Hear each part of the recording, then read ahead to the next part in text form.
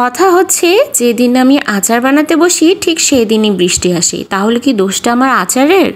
আর এটা শুধু এবছর নয়, গত 3 বছর ধরে একই নিয়মে চলছে। আমি আচার বানাতে বসবো তো বৃষ্টি হাজির। আসসালামু আলাইকুম এভরিওয়ান, কী অবস্থা সবার, কেমন আছেন সবাই? কাঁচা আমের সিজন তো চলে গেছে অনেক আগে, পাকা আমের সিজন চলে এসেছে। আচার বানিয়েছি অনেক আগে, কিন্তু আপনাদের সাথে সেটা শেয়ার করা হয়নি, ওই যে সময়ের অভাবে।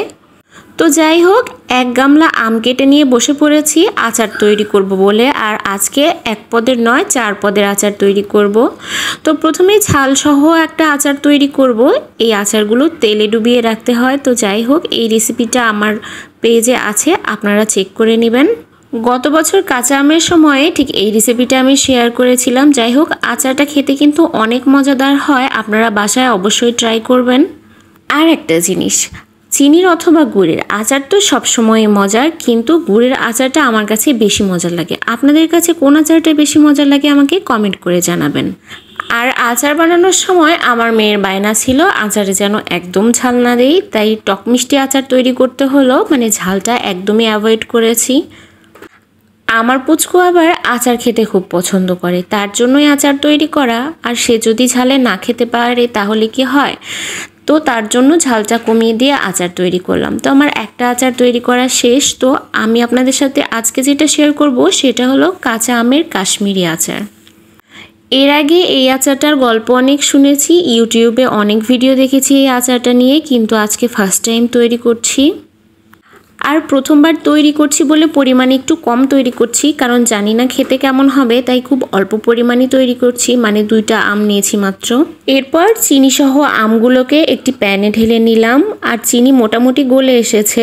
আর এর মধ্যে দিয়ে দিলাম হলুদ গুঁড়ো, মরিচ গুঁড়ো আর একটুখানি লবণ।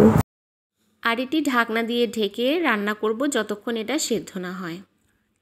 আর এটা খুব বেশি নাড়াচাড়া করা যাবে না, নাড়াচাড়া করলে এটা ভেঙে যাবে, তাই আমি হালকা হাতে উল্টিয়ে পাল্টিয়ে দিচ্ছিলাম যাতে 2 পাশটা ভালোভাবে সেদ্ধ হয়। আর খেয়াল রাখতে হবে এটা যেন ভালোভাবে পুরোপুরি সিদ্ধ হয়, কাঁচা না থাকে, আর নিচে যেন লেগে না যায়। তো আমি খুব সাবধানে এটা নাড়াচাড়া করছিলাম, কারণ আমি ইউটিউবে দেখেছি এভাবেই এটা করতে হয়। তো যাই হোক, আমটা মোটামুটি সিদ্ধ হয়ে এসেছে। আমি তো খুব এক্সাইটেড ছিলাম, ফার্স্ট টাইম এই আচারটা তৈরি করছি, কেমন হবে না হবে, খেতে পারবো কিনা ফেলে দিতে হবে। তো যাই হোক, ফাইনালি আচারটা ডান।